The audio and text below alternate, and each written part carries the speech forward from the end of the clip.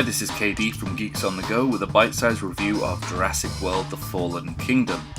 The first thing that's on a lot of people's minds is how it stands up to the first Jurassic World and indeed the rest of the franchise. Well, in all honesty, it's kind of hard to tell. Whereas the other films went down the fun, action genre, this one took a bit more of a horror tone to it. The jump scares were decent and aplenty, with Rexy finally learning how to tiptoe, and the majority of the film had a much darker tone to it than previous entries in the franchise. The visual effects were great, with this being the first film in the franchise, in my opinion, in which there isn't quite as clear a gap between the practical effects and the CGI ones. There was plenty of nostalgia to be had, with characters returning from earlier entries in the franchise. One big complaint a lot of people had with the first film was the lack of character development for characters like Owen and Claire.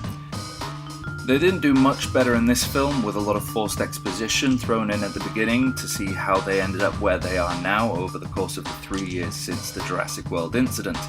In fact, most of the character development happened with the dinosaurs themselves, namely Blue, who took kind of a main role in this film, despite the fact that she's got about as much screen time as any of the other dinosaurs.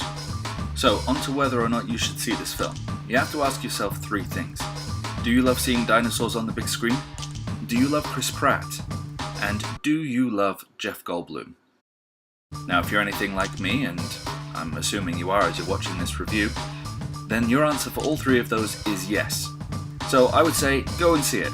I've said some critiques on it here, but all in all, it was a great film, and I loved watching it. It was fun, it was scary in places, and the special effects were breathtaking. There were moments where I genuinely came close to tears, there were moments where I laughed. It had everything I needed in this kind of film.